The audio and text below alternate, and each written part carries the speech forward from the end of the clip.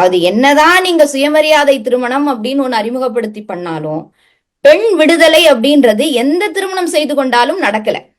இங்கேயும் வந்து தாலி கட்டாம பண்றாங்க, எல்லாம் பண்றாங்க. அதே குழந்தை பேரு இருக்குது. பெண் வந்து கணவன் வீட்டுக்கு போகணும்ன்றது இன்னைய வரைக்கும் இருக்கு. அங்கேயும் போய் சாமான் துளக்கிறது, துணி துவைக்கிறது, பிள்ளைங்களை பாக்குறது, இதுதான் இன்னைக்கும் நடைமுறை.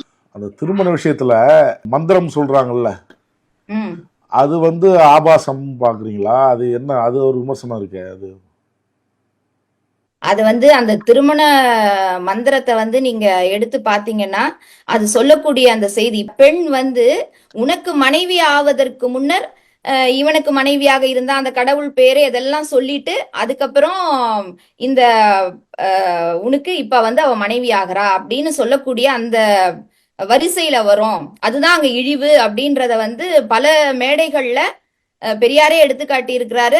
அவங்க சொல்றது வந்து இறைவனுடைய அருள் கிடைக்குதுங்கிற மாதிரி தானே சொல்றாங்க. மந்திரங்களே அதுதானே. நீங்க சொல்ற மாதிரி பொருள் இல்லைன்னு அவங்க மறுக்கிறாங்களே. இல்ல அது வந்து அப்போ அந்த பெண்ணுக்கு மட்டும்தான் அந்த அருள் கிடைக்கணுமா? ஏன்னா அந்த மந்திரத்துல பெண்ணை மட்டும்தான் நீங்க சொல்றீங்க. அருள் கிடைக்கணும்னா மணமக்கள் 2 பேருக்கும் அருள், தர்க்க ரீதியா நான் சொல்றேன், பெரியார் வழியிலே. ஏன்னா ஐயா வந்து தர்க்க ரீதியா தான் ஆர்குமெண்ட் பண்ணுவாரு.